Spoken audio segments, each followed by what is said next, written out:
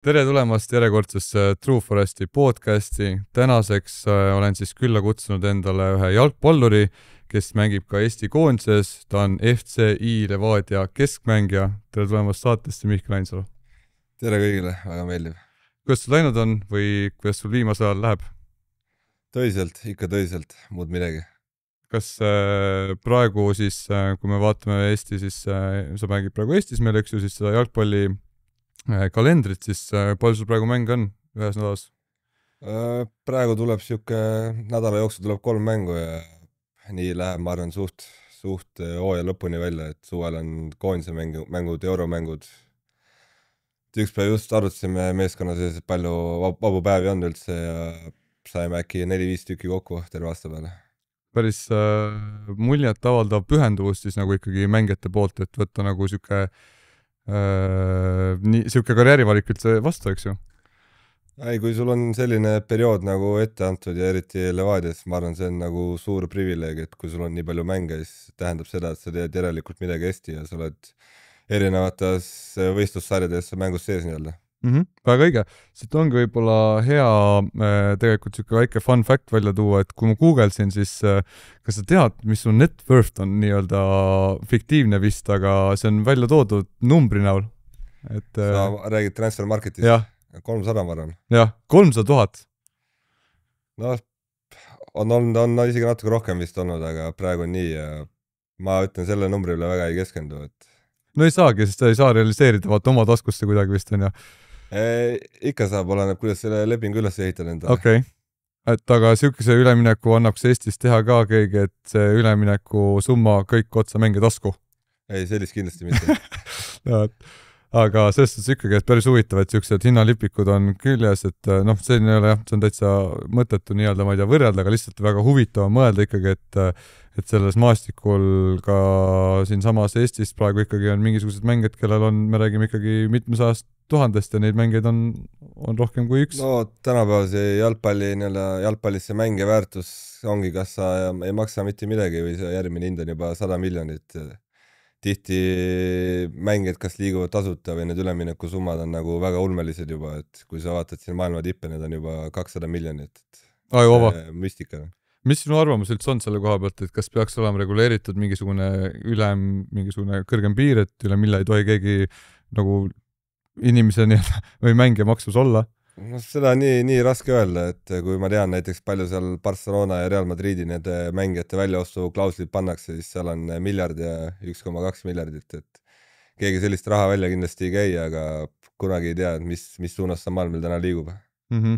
Võib-olla siis siuke küsimus ka kohe otsa ära, et enne kui me läheme sinu karjääri juurde, et kes sinu arvust praegu hetkel olevatest maailma jalgpalluritest on oma, ütleme siis, hinda kõige rohkem väärt või kõige parem mängija? Mängijaid on eraldi nagu väga raske tuua, et alati kui ma vaatan rohkem nagu nii-öelda meeskonda ja selle sees olevaid mängijaid, et kes nagu sobitub sinna ja kes seal niimoodi väga hästi nagu esineb, et Barcelonas kindlasti väga noor poiss Jamal, aga praegune lemmik meeskond on mul ikkagi PSG, kes mängib minu arust hetkeseisuga parimat jalgpalli ja sealt peaksin kindlasti välja tooma Dembele. No, aga jaa, see on väga huvitav, ta oli eelmises mängus vist väljas või?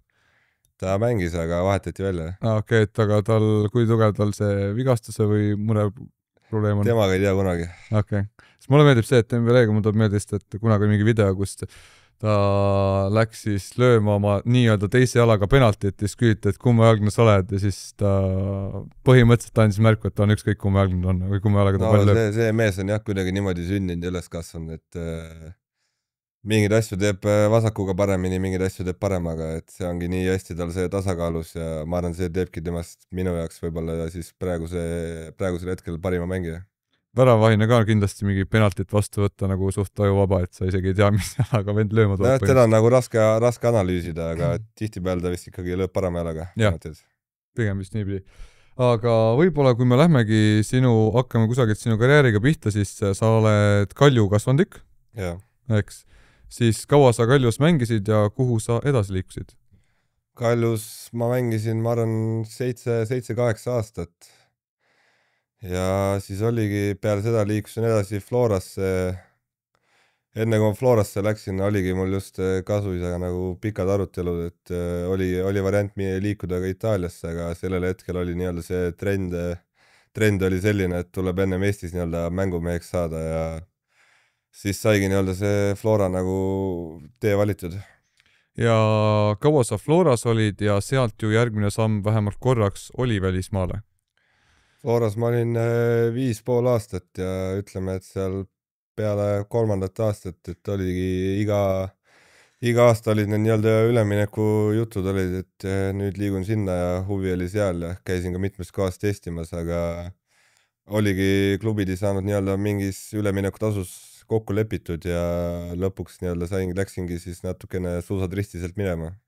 Aga kuidas võib-olla, ongi, et kui palju sealt saada võid, aga mis on võib-olla sinu kogemuse põhjal nagu selle ülemineku kogu selle protsessi kõige suurem nagu komistuskivi või mis muudab need üleminekud kõige raskemaks nagu? Enda kogemuse põhjalt ma arvan, mõtlengi seda, et klubid leiaksid nagu nii-öelda selle ühise keele, et ma mäletan 2020, mis ta oli siis, 2019 aastal olid meil euromängud, me mängisime Saksamaa tippklubiga, mängisin väga hästi, peale seda lendasin kohe testima. Rääkisin seal spordidirektoriga, ütlesin, et tahan mu kindlasti siia tuua nädala jooksul juba. Aga ta ütles, et sa saad aru, kus klubis sa oled ja mismoodi seal asju aetakse, et ei ole kindlasti väga kerge seda teha. Ja ma arvan, ongi see kõige raskem osa ongi see, et klubid leiaks nii-öelda selle ühise nagu aru saama. Et ühesõnaga rahvusvahelisel tasemel oli juba teada, et siis antud hetkel siis Floraga on raske ajada ülemineku näol siis mängijatega mingisuguseid diile ja asju?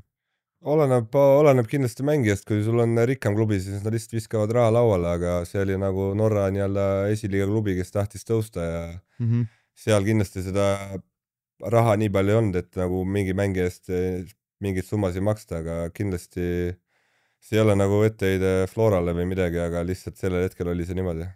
Küll aga näiteks, ma nüüd, see ei puuduta absoluutselt sind, aga lihtsalt ma olen kursis ka sihukeste asjadega, et näiteks ka väga noor mängijad, kes olgugi, et ma lihtsalt tean, et see on ainult Floras, nii võib-olla mujal ka, et ma nagu ei musta või ei võta ainult ühte sihti nii-öelda ohvrit endale.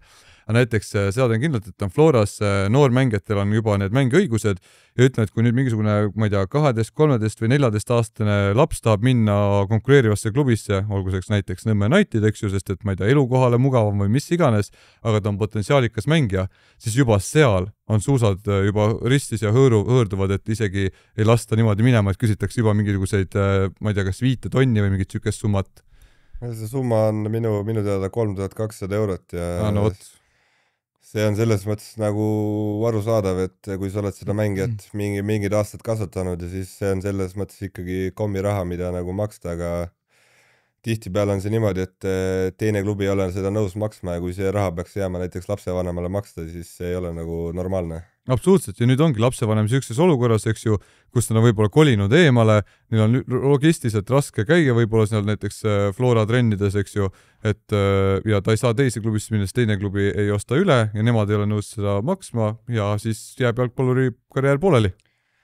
Ma ise selliseid seiku ei tea, aga kindlasti see on nagu ongi näiteks, kui elukoha muutus on või midagi, siis inimlikul nagu tasandil võiks sellest ikkagi aru saada ja samamoodi see ühine keel leida ja see asi ära lahendada, aga elus tuleb kõike ette.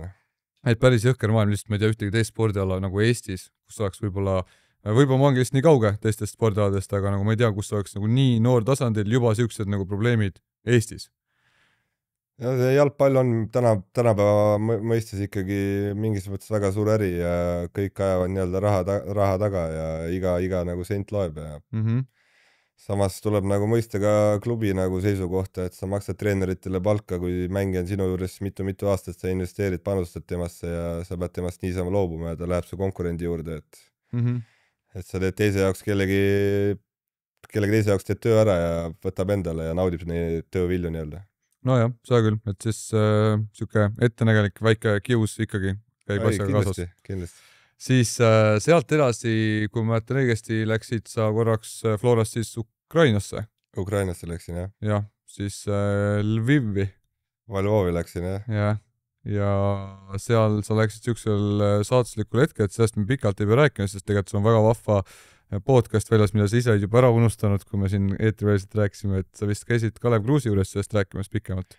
ei, see oli peale seda oli pikemalt juba, et see oli läks nagu ikka natuke aega mööda, kui Ukrainas sõda hakkas. jah, aga enne kui ma sinna jõudsin, ma olin seal 7 kuud olin, okei. tõusin väga kiiresti meeskonna kapteniks. see aeg nagu jääb mulle väga meelde ja ma tänase päevani natukene kahetsen, et ma sealt minema tulin, sest mul oli seal ikkagi 3-aastane leping ja olin nagu teatud hetkedel võib-olla liiga rutakas ja tahtsin midagi muud, aga eks see oligi sellepärast, et kuna siis oli nii-öelda see koroona, olid koondise mängud, kõik asjad, et kõik see lennuliiklus, kõik see asi oli nii häiritud ja ma mäletan lihtsalt vaimselt ja füüsiliselt keha oli nagu täiesti läbi, et sa mängid koduliigas mängu ära, lähed koondisesse, mängid seal 2 mängu, sama päeva öösel sul jääb uni vahele, sa lendad 16-18 tundi tagasi Ukrainasse, sa ööbid lennujaamas, mäletan, mängisime Shaktariga võõrsil. oi, ei ole lihtne vastane. ja siis oli veel niimoodi, et 18 tundi kestis reis magamata, jõudsin Kiievi lennujaama, võtsin takso 160 kilti treeningbaasi sealt, trenn, järgmine päev mäng, sa lihtsalt tunned, kuidas sa siuke vastik brain fog on ja siis saad veel 5-0 tappa. Ebareaalne. ja niimoodi see nagu ei seal meedia käest peksa ja võib-olla treener ei ole veel rahul ja ai, seda tuli kõvasti, et eks see jalgpallis üks osa, kus meedia nagu materdab ja see nagu ei kõiguta, aga lihtsalt see pool aasta, mis oli väga palju neid koondise mänge ja seda reisimist, et eriti selle koroona ajal, et see nagu tõmbaski läbi ja võib-olla see natuke ajendas mind sealt ära tulema. kui sa vaatad tagasi sellele ajale, kas sa siis siukse kerge võib-olla kahetsusega ütledki, et sa oleksid võinud jääda tegelikult ikkagi sinna Ukraina klubi juurde? ei, kindlasti, selles mõttes palk oli hea ja klubi nagu meeldis, baas oli hea, mängijad olid meeldivad. sõda ja segadust, kõike, mis välispoliitikas, seda ei kartnud liialt? see tuli ikkagi natuke hiljem, sest sõda hakkas 2022. Eks ma oleksin saanud seal veel mängida aasta natuke peale, aga samamoodi, kui ma nüüd teist korda läksin, siis nagu magusama lepingu peale sinna Harkovi Metallisti juurde. et see oligi siis see hetk, kui see nii-öelda sõda hakkas ja vot siis oligi nagu, ma arvan, karjääri üks kõige raskemaid perioode nagu. sest ma mäletan nagu väga hästi seda perioodi ja kõike seda, mis oli nagu eelnenud sellel hetkel, kui ma sinna uut lepingut läksin tegema ja mis nagu sellele järgnes, et see nagu ikka lõi tugevalt pikali mind. okei, aga kui sa nüüd olidki 7 kuud seal olnud, said saanud meeskonna kapteniks ja sealt sa siis ikkagi tulid ära siis algselt koroona pärast? see oligi lihtsalt, kuna nii palju reisimist oli ja tundsin, ma olen lihtsalt nii läbi ja ma ei naudi enam nagu seda protsessi, et ma arvan, ei olnudki nagu peas võimalik, ei olnudki võib-olla nii värske ja ei näinud asju nii selgelt, et tahtsin mingit muutust. ja see muutus tuli siis mis klubi näol? see muutus tuligi niimoodi, ma teadsin, et mul on vaja lihtsalt 4-5 kuud kuskil olla, et siis ma läksingi Taani. ja siis Taani periood oligi lihtsalt siuke periood, kus agendiga sai läbi räägitud, et leiad mingi välisklubi, lihtsalt hoiad vormis ennast ja suvel läksime nii-öelda suurt kala taga ajama, et ma sellel hetkel peale Taanit olin väga lähedal, et liituda Venemaa kõrgliiga klubiga. kuna see leping oli seal samamoodi väga-väga magus ja väga nagu nii-öelda finantsiliselt ja liigalasemelt oli ka nagu väga ahvatlev. aga täna nagu vaatan tagasi, ma saan aru, miks see asi nagu läbi ei läinud, et oleks sealt samamoodi 6 kuu pärast ära tulnud, kuna Venemaa läks Ukrainale kallale ja aga selle lepinguga on ka nagu omaette lugu, et seal kestis see minu agendi ja klubi vahel kestis need läbirääkimised siuke 2 kuud. ja siis seal, kuidas neid asju aetakse, et see on ka nagu omamoodi komöödia. nii. seal öeldi, et kuupalk on 20 000, sina saad 10, 5 saab nii-öelda siis direktor, 3 saab treener, 2 saab spordidirektor. mis kasu sul sest ülejäänud 10 on siis? ei, siis ütlesid, et see läheb lihtsalt ametlikult kirja, kuna president maksab raha. okei. et me paneme 10 oma tasku ja 10 jääb sulle. siis mõtlesin, mul ei ole vahet, 10 mulle sobib, ma tulen. ja 2 päeva, siis ma pidin, tegin veel need koroona, need vaktsiinisüstid ära 2 tükki, kuna nad olid Austrias, olid treeninglaagris ja sinna lendamiseks oli siis vaja seda nii-öelda koroonatõendit. Mäletan, ma tegin kiiruga need süstid ära, lennupiletid osteti ära, 2 päeva enne siis lendu president helistab, kuule, et Eestis ei ole ainult mängijaid, et me ikkagi ei võta, me ei võta Eesti mängijaid. Nad ei olnud siis teinud, okei, jõuame siia kohe tagasi. Taanis sai klubis nimega Helsingor. Helsingor, jah. Kuidas neil läks, nad olid kõrgliigas mitmes positsioon? Ei, nad olid esiliigas ja esiliiga. See on ka nagu müstiline klubi, et ma arvan, üks parimaid meeskondi nagu, kus ma olen mänginud taseme poolest nagu, mängijate taseme poolest. Ja see peale seda, kui ma sealt ära läksin, nad olid pikalt esimesed, tabeli esimesed, nii kui play-off hakkas, nad juhtisid äkki 16 punktiga. Ja siis sul on 10 play-off mängu ja nad kaotasid nendest 9 ja 1 mängis Viik. Ja peale seda see sats nagu müüdi kõik maha. Seal on nagu mängijad on ikkagi väga suurtesse klubidesse nii-öelda Taani mõistes ja Euroopa mõistes jõudnud ja see oli tõesti nagu mängijate kvaliteedi ja selle poolest oli nagu üks parimaid, kus ma mänginud olen. Aga okei, kas oskad mingisuguse nime sealt välja ka tuua võib-olla, keda ma võiks pihta saada? Ma eelda, et mingi... Ma arvan, sa ei pane.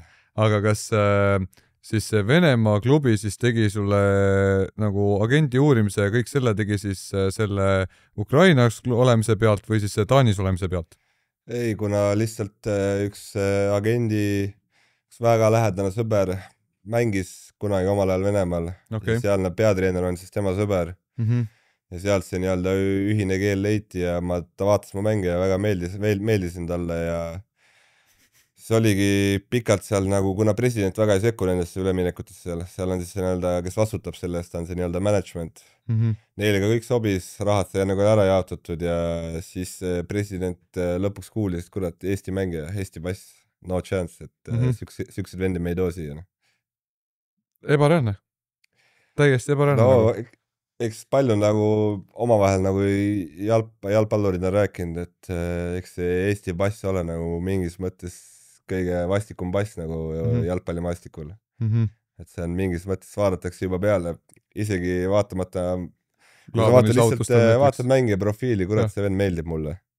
Vaatad, kõik on tipp-top, siis sa teed tal neil samamoodi seda transfer marketi lahti ja vaatad, kurat, see on eestlane. Sa vaatad, kurat, see ei ole jalkariik.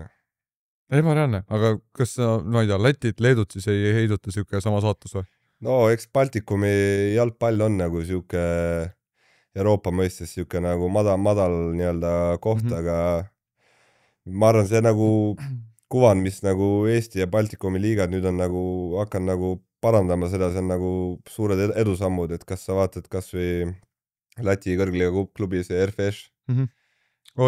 Jah, panid Ajaxile ära ja kõik asjad, et seal nagu asi toimib. Ja see, ma arvan, nagu aitab seda üldkuvandit nagu muuta ja samamoodi palju on Levadia nagu mängijaid müünud viimase 2 aasta jooksul, et see on nagu muljet avaldav. Samamoodi, kas sa tootsid Nõmme Kaljust kellegi välja, Alex Mats Tamm või David Promes, et suured üleminekud. On. Noh, me näeme seda igast erinevates klubides erinevatel huvitavatel moodidel, eks ju, et Paide linnameeskond pakub ka hüppelauda nagu erinevatele või noh, kas... Ei, see ongi nagu huvitav, et kui ma toon näiteks välja nime Robbie Saarma, et sa vaatad, paugutab ja mõllab iga aasta ja ei lähe vend minema. Tuleb Aafrikast siia poiss 6 kuud mängib ja Bundesliigas. Ja see ongi... Sellepärast ma arvangi, et mingid asjad on nagu kuskile tähtedesse kirjutatud ja igal inimesel on oma nii-öelda mingisugune saatus ja teekond ja iga asi tuleb nagu omal ajal. Huvitav jah, et aga kas see lahendus oleks siis, no üks oli okei see, et kuidas me ise kuvame ja muidugi ongi meie see enda liiga tugevuse tõstmine, aga mõtlen, et kas nagu, või mis oleks sinu silmis siis see nagu pääsetee või see hea lahendus, kus vaadatakse Eesti passile ka nagu natukenegi teistsuguse või positiivsema kuvandina? Eks enamasti sõltub väga palju sellest, kui tugev on sinu nagu seal riigikoondis rahvusvahelisel tasemel, et kui hästi ta esineb, et see on kindlasti üks mõõdupuu ja kindlasti on kes, kuidas Eesti nii-öelda klubid eurosarjades osalevad. Ja samamoodi on üks asi, mida nagu enamus agendid või skaudid nagu Eesti liiga puhul välja toovad, ongi see atraktiivsus. Et kui sa vaatad, mis väljakutel me mängime ja palju vaatajaid ja noh, palju vaatajaid, see ei olegi võib-olla kõige määravam asi ja kui sa vaatad, paned ma ei tea, mängu käima, Kuressaare kodumäng kevadel, taga on garaažid, asjad, siis vaadatakse, ei ole tõsine liiga nii-öelda. jah, väga kurb, aga tõsi. Nii see on, nii see on. Mis siis peale, kui see diil nüüd katki jäi, mis siis sai? Siis oligi samamoodi, olin lähedal RFSA-ga liitumisel, et kuna ma olin vaba agent, siis nad, RFSA tahtis jalgpalliliidult nagu eriluba saada, aga kuna nad olid ühe vaba mängija juba nii-öelda siis alla kirjutanud ja selleks oli ka eestlane Artur Pikk. Okay. Ja nad ei saanud siis seda nii-öelda eriluba jalgpalliliidust, et mind nagu võtta. Ja kuna see diil, mis oli nagu selle Venemaa klubiga nii ehitatud, oli nii pikalt käinud, oli nagu teised pakkumised ära öelnud. See viimane õllekord oligi RFSA ja eriluba ei saanud ja see oligi mingis mõttes olidki nagu sundseisus ja jõudsingi omadega Legionisse ja ma räägin peale seda Ukrainat nagu, mis see ajaperiood tuli, et ma arvan, see ongi kindlasti kõige raskemaid mu karjääris elus üldse olnud. Kas Legion siis võttis ise sinuga ühendust või? Ei võtnud, et ma tegin trenni nagu nendega suvel juba, et hoidsin lihtsalt vormis ja... Aga miks siuke valik? Miks Legion? Sest naise isa oli seal nagu abitreener ja siis oli nagu mugav trennis käia ja teadsin, et seal saan rahulikult nagu keskenduda, et keegi ei tule nagu jebima, et teeme nüüd kohe lepingu alla, et ma teadsin, kui ma oleks Kaljule ja Kaljusse läinud, siis Kuno oleks kindlasti ja Frantsev oli ka sellel ajal seal, et oleks iga päev küsinud mult, et teeme ära aga sellel ajal oli muidugi Frantsev oli treener ja ma nägin teda iga päev jõusaalis ja sellest piisas. Iga päev oli ma seal, tõi mul A4 ette juba, et tule teeme ära, Mihkel. Aga siis sa andsid sellele nii-öelda vastupanule, ei andnud sellele vastupanule järele, vaid otsustasid liituda FC Levadia läksid kokku sellepärast siis või? Või et sa nüüd Levadias? Ei, peale Legionit oligi, ma läksingi sinna Ukrainasse. Okei, siis oli veel see vahe. Ja siis ma läksingi Ukrainasse, sealt tulin tagasi ja siis oligi, läksin Levadiasse, aga see periood nagu kõik see nagu doominokivid üksteise järgi oligi nagu, läkski lihtsalt siuke tunne, ma lähen ainult alla ja alla oma karjääris. Okay. Seal jäi leping saamata, algus Venemaal, siis RFS Läti, see oli Legion, siis tuli see Ukraina klubi, hakkas sõda, siis mõtlesin, palju siuksed nagu lakse tuleb juba, et mõtlesin, kurat, kellele ma nagu, ma ei tea, selles elus või eelmises elus nii palju halba olen teinud, et kas mul on mingi suur karmavõlg peal või... Aga selle peale nagu niimoodi mõtlema ei hakanud ja kuna ma inimesena olen siuke, et alla nagu ei anna ja panen edasi ja siis tuligi see nii-öelda lühike periood Levadias, kus ma peatreeneriga absoluutselt läbi ei saanud. Siis oligi, mäletan, maikuust olin vaba mängija. Siis mõtlesin, kurat, kuhu ma nüüd edasi lähen, et ma ei ole viimased, ma ei tea, 5 kuud ei ole absoluutselt mänginud. Enne seda oli Legion, kurat, veel hullem, kui mitte mängida. See oligi, aga õnneks nagu tekkis võimalus minna Hollandisse testima ja seal nagu suutsin ennast väga hästi realiseerida ja siis olingi Hollandis ja siis nagu väljaspool jalgpalli nagu teatud asjad juhtusid ja üks inimene nagu minu, kes mul väga südames väga lähedane, jäi nagu haigeks ja sealt siis tulingi nendel põhjustel nagu tagasi Eestisse. Okei, ja siis liitusid? Siis ma liitusin, tuli teine tulemine Levadias uuesti, aga siis juba uue managemendi ja treeneritega. Ja kui kaua sa oled nüüd Levadias mänginud? Praegu on 3. hooaeg. Kas ütleks, et Levadia, FC Levadia on siis Eesti kõige parem jalgpalliklubi? Hetkel kindlasti on, sest meie käes on kõik 3 karikat. Nii on ja praegu olete vist tabeliliidrid ka? Praegu oleme tabeliliidrid veel. Veel?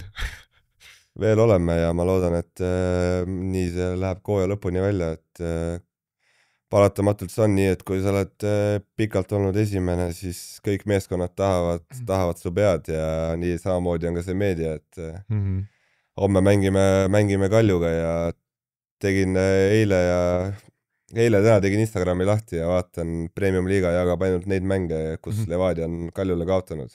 Okei, super. Ja siis ma mõtlengi, et miks see nagu ainult neid mänge jagatakse, et võitsime Kaljut seal 4-0 viimane mäng, et sellest ei ole jutugi, et siis sa juba näed nagu, saad nagu aru, et see meedia ja kõik see liiga ka nagu õhutab, et kõik tahavad meie nii-öelda pead ja kaotust ja aga ma ütlen samamoodi, see on samamoodi privileeg, et kui sa oled parim, siis mingit hinda tuleb maksta selle eest.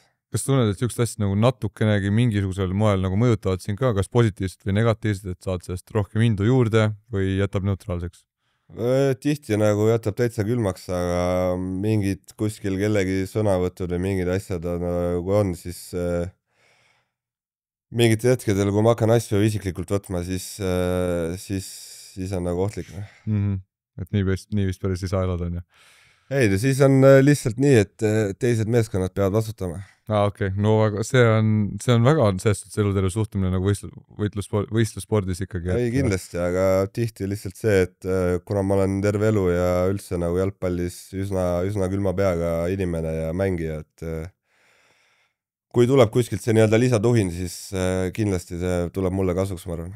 Aga kuidas sa oled nii palju ikkagi sul on olnud võimalus mängida erinevates Eesti jalgpalliklubides, siis kas sa ütleksid, et kogu selle professionaalsuse ja selle suhtumise poolest on ka praegu Levadia parim klubi, kus ikkagi olla?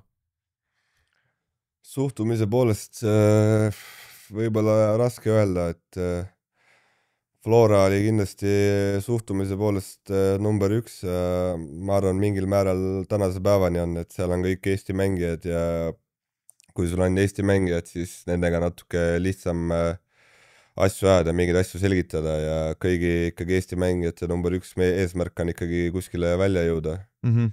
Ja seal ma arvan, see nagu väga palju innustab neid ja aga Levadia on mingis mõttes siuke, kuidas ma ütlen, natukene luksklubi, et paljude mängijate jaoks, kui ma näen seda mingite välismaalaste jaoks, kes on siit läbi käinud, et nad on sellega rahul ja rohkem nad ei taha, et sul on palk on mingis mõttes hea ja klubis on kõik asjad ette-taha ära tehtud ja see on nende jaoks nagu fine, aga ma arvan päeva lõpuks ikkagi oleneb nagu inimesest iseendast, et kui suur sul see ambitsioon on. Absoluutselt. Võib-olla siis, kui me praegu juba siin nüüd selle käimasoleva liiga peal praegu oleme, siis kes on see hooaeg kõige raskem mängija, kelle vastu mängida? Mängija. Okei, sa võid klubi välja tuua ja mängija, kui need on eraldi. Mängijat ma ei oska välja tuua ja meeskonna on ka nagu väga raske välja tuua, aga Eestis nagu, mis nagu teeb väga raskeks mingid mängud ongi just teatud väljakud ja eriti kui ilm on väga-väga kehva, et mäletan kas või seda mängu Pärnus või Narvas, kus sul on väljak on kehva ja on ikka metsik tuul, et sa võid seda palli sööta, aga sa ei saa aru, kuhu see lendab, et kas see näiteks ongi siis ka vabanduseks miks Paide linna meeskond suudab üks mäng võita Florat ja järgmine mäng siis saada Kalevilt tuppa? Ma ei saa teiste meeskonnade eest rääkida, et see ei oleks minu puhul aus, et ma nende siseasju ei tea ja aga iseenda puhul näiteks, et kas sa näed, et siuksed asjad nagu võivadki meie liigas juhtuda niimoodi, et just nagu nii väikse ajavahemiku sees ka, et pigem just nende väljakute tõttu, et see annab nagu väiksematele ikkagi suure eelise?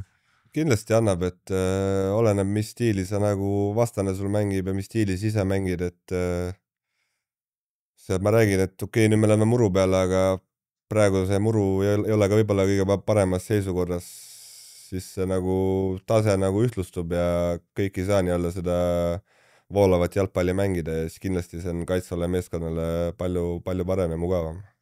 Aga siuksed, kuidas, sa alati pead ise poliitiliselt korrektseks nüüd jääma, eks ju, aga mis peab muutuma Eesti jalgpallis, et me saaksime need väljakud paremaks, et ei olekski neid garaaže võib-olla seal taga seal pildil, eks ju, et me saaksime selle tugevamaks, ühtsemaks, et mis oleks sinu siuksed parendusettepanekud, kui sa oled nii kaua aeg nüüd jalgpallis sees olnud, et mida sa loodaksid näha võib-olla järgmise 5 või 10 aasta jooksul Eesti jalgpallis muutumas?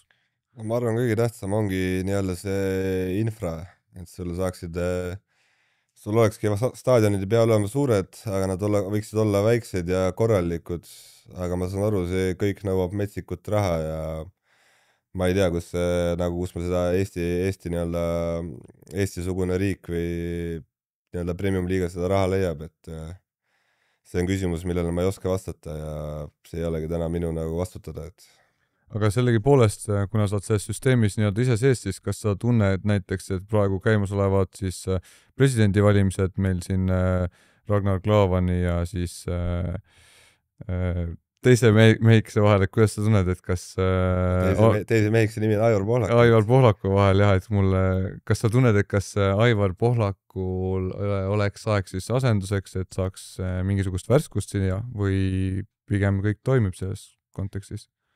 ei, kindlasti alati saab paremini ja samamoodi ei saa alahinnata nagu Aivari tehtud tööd ja siiamaani, mida ta teeb, et nende valimiste kohta samamoodi mõtlen, et las parim mees võitku ja olgu see valimine kõik, mis on, samamoodi ausatel põhimõtetel ja soovin ainult, see, kes võidab, soovin talle ainult edu, et ma arvan, nii lihtne see ongi samamoodi spordis, et parim võitku ja nii ongi. muidugi, see on lihtsalt võib-olla see, et sellise alatooniga küsimus, et mõtlen, et kui me kõik ühest suust nagu tunnistame, et midagi võiks olla paremini nagu selle Eesti jalgpalli premium-liigaga, eks ju, et kas seal annab midagi teha, et kõigil on nagu nokk kinni, saba lahti, et kõigil on mingisugune võib-olla oma arvamus, aga mingit ühtset lahendust nagu ei ole keegi suutnud välja tuua või kui on välja pakutud, siis ilmselgelt see, mis praegu, mida radapidi, mida on käinud, ei ole võib-olla toonud selliseid tulemusi, nagu me oleks oodanud. Et huvitav lihtsalt, kas praegu vastu kandideerival siis kandidaadil on see pädevus olemas, et need muutused tuua? no kuna Ragnaril on nagu väga tugev tiim taga ja ta on isegi selles mõttes, ta on ikkagi Eesti kõige edukam jalgpallur ja ma arvan, ta on need igas klubi telgitaguseid ja neid asju nagu nii palju näinud ja ma arvan kindlasti tal on see nägemus olemas, kuidas asju teha ja ma arvan, tal nagu sellest kindlasti puudu ei jääks. Siis võib-olla niisugune huvitav küsimus ka, et kui ma mõtlen näiteks sinu selle noores põlves jalgpallikarjääri peal tagasi, et kas oli tol hetkel mingitel rahvusvahelistel mingisugustel turniiridel keegi, mingi suur nimi, kelle vastu sul õnnestus võib-olla mängida, kes nüüdseks on nagu jõudnud kuhugi väga kaugele? Rahvusvahelistel turniiridel, ei, ma arvan, kõige rohkem oligi nagu noortekoondistega, kui mängisime, et seal olid nagu igast nimesid tuli nagu vastu, kes täna mängib Barcelonas, PSG-s, Real Madridis. Siukseid nagu mängeid oli väga palju ja seda nagu kihvtima vaadata, et kuhu nagu nemad on välja jõudnud ja mismoodi see karjäär on läinud, et pigem on olnud, kui sa ise mõtled näiteks, et kui sul on ees mingisugune koondise mäng mingisuguse suure riigi vastu, siis kas sa ise tunned, et sa alati tunned mingit suuremat aukartust, kui näiteks mängite mingi Belgia vastu versus Fääri saarte vastu või kuidas see sind mõjutab? ma arvan, nagu väga palju jalgpallis sõltubki sellest, et tugevad tiimid nagu tihti võidavad mänge juba enne, kui nad väljakule lähevad. Ja ma arvan, kui on niisugused Eesti Fääri saared, siis samamoodi ma arvan, Eesti meeskond on juba selle mängu nagu, kui me viimane kord mängisime, siis me võitsime selle mängu juba enne mängu, sest sa tead, et sa lähed suurema mingis mõttes enesekindlusega, sa tead, sa saad võib-olla natuke rohkem mängida ja sa selle pealt nagu võidadki, aga kui sa tead, et sul ongi maailma tipud ja see taseme vahe on paratamatult nii suur, et sa lähedki sinna väljakule mingis mõttes kannatama ja lootma, et täna on see hea päev ja kuskil midagi nagu õnnestub ära hoida ja ise kuskil ära lüüa, et no see ongi veider mõelda, et me kõik ajame sama asja üle maailma, et noh, Euroopa on veel eriti hea näide, et me lähme väikse jalgpallitrenni, see on meil võib-olla mingi riigi kõige enim harrastatud mingi spordiala, eks ju, me kõik ajame seda asja, meil on organisatsioonid, struktuurid üles ehitatud, et kuidas see jalgpalli asja saada, et kuidas see vahe ükskord saab nagu nii suureks minna, siis ma arvan, see kõige nagu suuremad asjad ongi see, et kui sa vaatad Eesti nagu nii-öelda jalgpallurite arvu ja välismaal, siis mingil hetkel see konkurents ja nõudlikkus on see, mis siin nagu surub edasi. Ja kindlasti on samamoodi see, et mis nagu tippmängija ja siis nii-öelda tavamängija vahe on see vahe ei ole nagu nii suur ja metsik, et see ongi lihtsalt väikestes detailides kinni, et enamasti on see reaktsiooni küsimus. Samamoodi, kui sa vaatad mingid mänge, siis nad teevad teatud asju natukene kiiremini ja parema reaktsiooniga ja lihtsalt see üksteise arusaam või jalgpalli see nii-öelda IQ on mingitel hetkedel lihtsalt ongi nagu saanud parema pagasi edasi arenenud.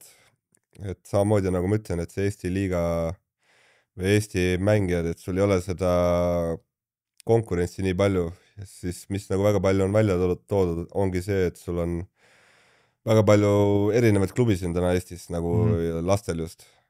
ja väga palju on ka siis seal nendes treeninggruppides juba seda suur tasemevahe. sul ei treeni enam nagu kõik talendid koos, et sul on seal on kas väga hea mängija ja mitte nii hea mängija.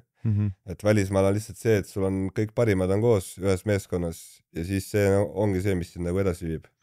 sest mulle meeldis Vaaks tegi Kalev Kruusiga siis selle podcast'i ja intervjuu selle ja siis rääkis, et enam-vähem sama asi, et kui sa oled kusagil näiteks Audenteses, meil on mingisugune korvpalli seal suunitlusega, eks ju, ports inimesi, kes tegelevad selle asja, kui sa oledki seal parim, sa oledki oma vanuseklassis parim Audenteses, mis on tore küll, on ju, aga selles suhtes, et see nagu tõeline see potentsiaal ei piirdu seal, et selles suhtes oleks võib-olla hea, kui me teeksime rohkem koostööd mingi välismaa mingisuguste akadeemiatega, eks ju, et saaks kas või kogemust juurde, et tema enda näitel läks siis ka, eks ju, ma nüüd ei mäleta, kas ta läks Hispaaniasse või kuhugi läks mängima ja siis sealt tagasi tulles ta tuli nüüd siis nagu alguses Viimsisse, eks ju, sealt kohe Kalev Cramosse ja nüüd on koondises, et täiesti uskumatu nagu rännak olnud seal poisil, et kas midagi sellist annaks ka jalgpallis meil ära korraldada?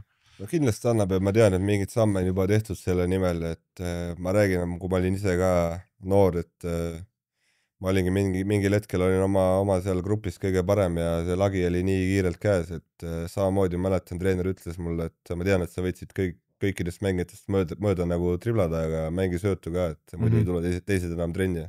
ja siis ongi nagu siuke nagu paratamatus, et samamoodi nagu sa välja tõid, et mingi mängija saavutab selle lae juba nii kiirelt ja siis, kui ta sealt kuskilt enam nagu edasi ei saa liikuda, siis ta jääbki toppama selles.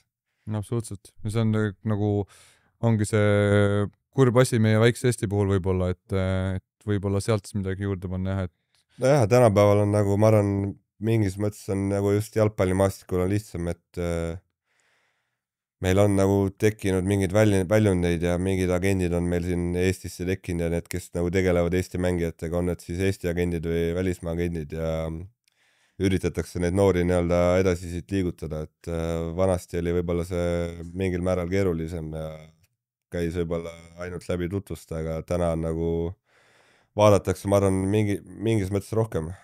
Vot siin ongi väga hea nüüd uurida ka seda, et mis sa edasi plaanid või kui sa saad üldse kõva häälega midagi mõtiskleda kaasa, et kas on teil agendiga pandud fookus näiteks jälle, et sa ikkagi tahad minna välismaale või on praegu siin kõik hästi?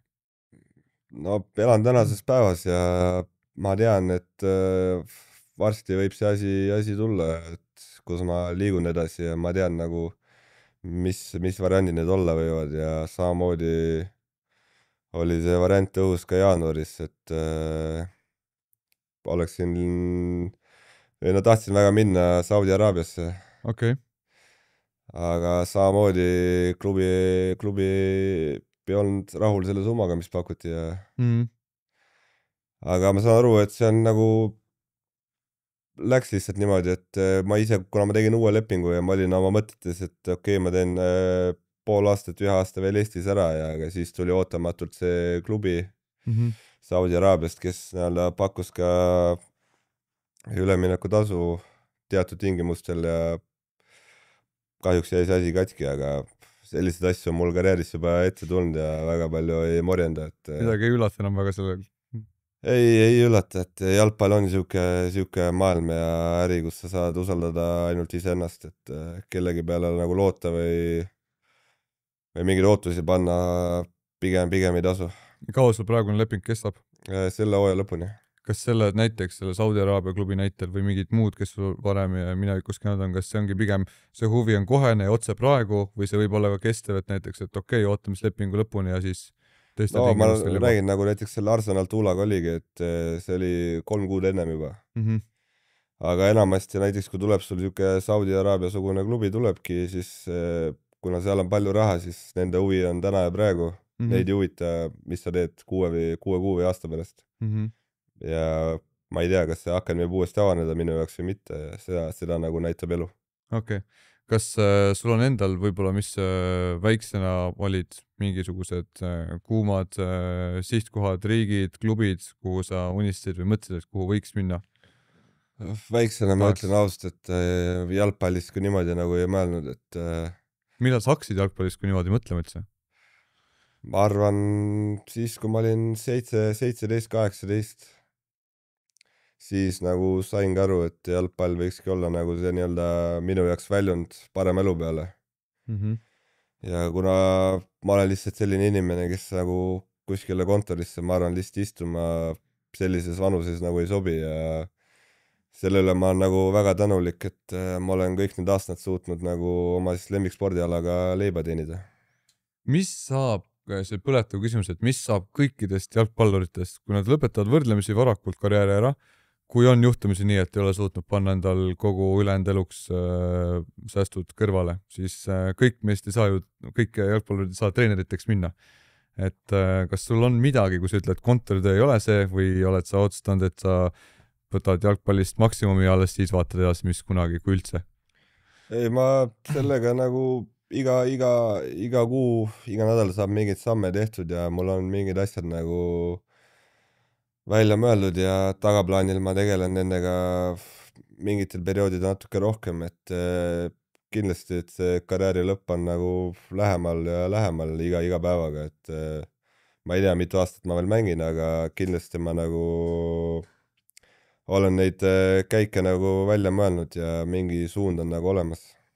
See on hea kuulda, et see 2 sammu ettemõtlemine, et me kõige rohkem näeme reeglina nendest, kes nagu saavad üleöö mingisugused haiged lepingud, eks ju, reeglina veel USA-s ja siis see lühikese mingisuguse aja jooksul on mingisugune suur siis plahvatus, kus läheb üli hästi neil karjääris ja siis istuvad oma suure summa ees ja ülikiirelt ka pankrotis, et no selle asja ma tegin läbi, ma räägin, kui ma läksin Florast Ukrainasse ja tulid need rasked 2,5 aastat, et sealt on mul see nii-öelda valus kogemus käes juba, et samamoodi siis, kui mäletan, kui ma Ukrainas olin, siis ma elasin nagu kuningas, et iga päev sai restoranis väljas käidud söömas ja said endale kõike nagu lubada ja siis tulidki need kaks rasket aastat elus ja see nagu lõi selle asja nii-öelda kuklasse, millega ma igapäevaselt elan, et sa ei tea kunagi, mis toob homne päev, aga täna tuleb kõik teha, et nii, et homne oleks parem, aga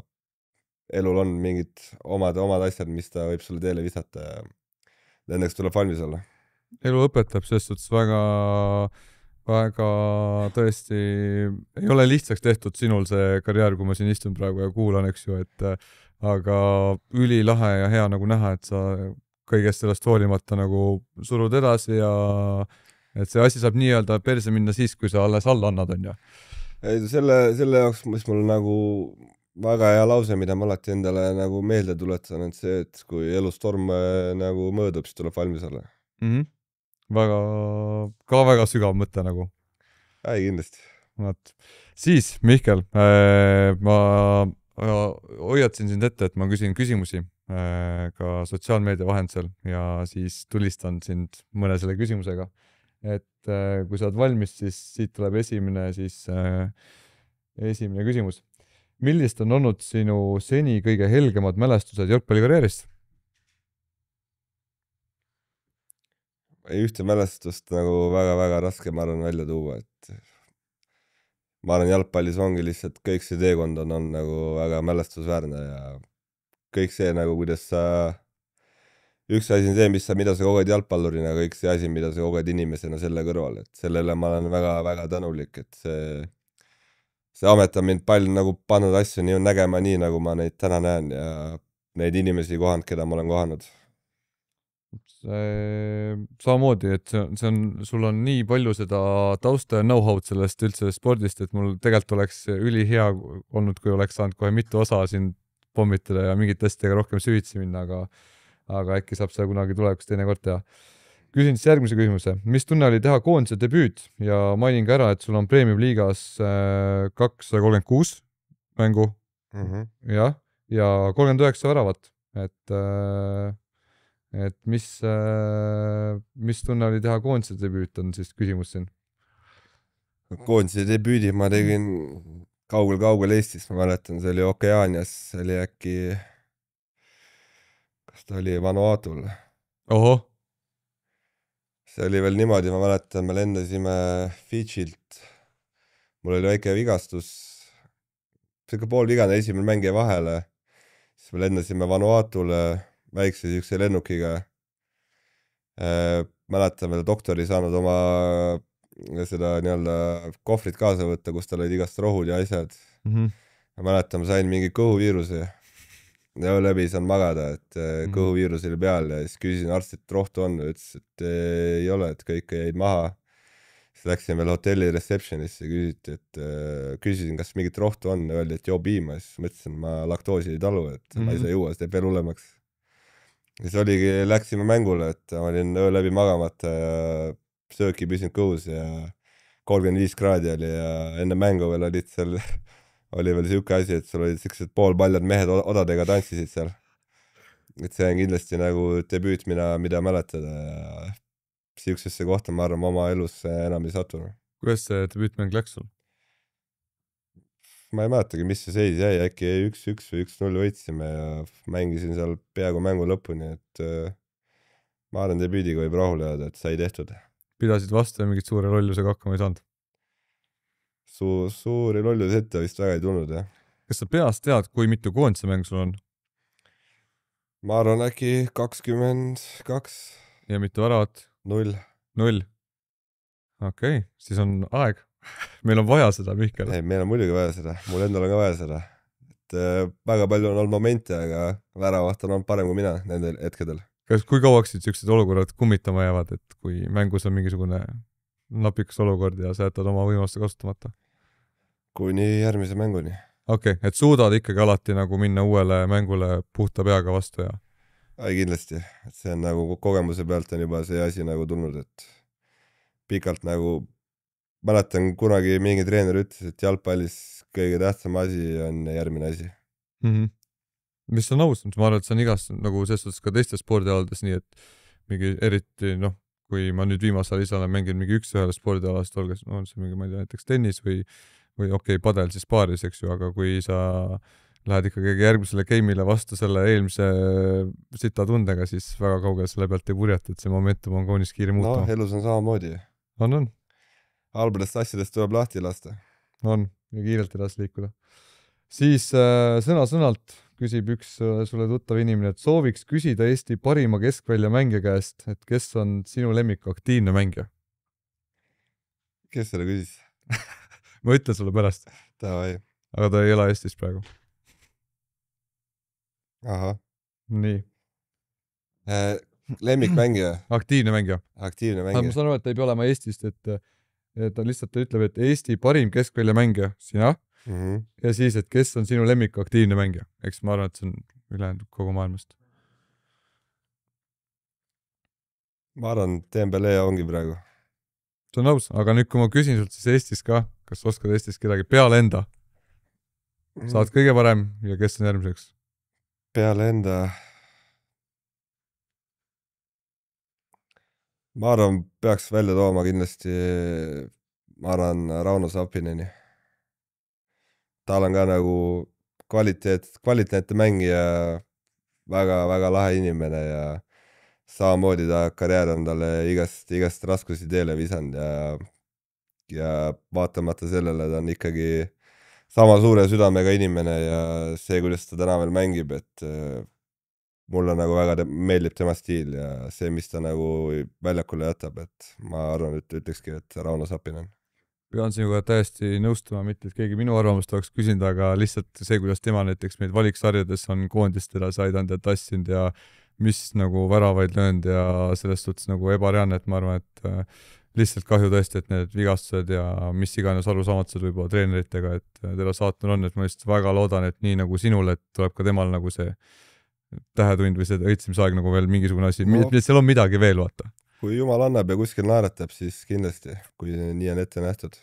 Jah, siis kuna ma ise lähen vaatama enda kunagist jalgpalli trennikaaslast Mattias Käitu Rumeenia kõrgliigasse, siis lihtsalt toongi talle ka välja võib-olla, et tema on nagu kolmas mängija, et kuna ta on ainuke, kellega ma olen nii-öelda nagu ka kunagi koos mänginud, siis lihtsalt see, et ma mäletan, kui noorest saati juba tema nagu see kreatiivsus on nagu see, kuidas ta leidis alati nagu lahendusi ja milline mängumootor ta meil oli, et kaunis uskumatu, et vähemalt mul on hea meel, et te saate kõik koos nagu koondises lustida.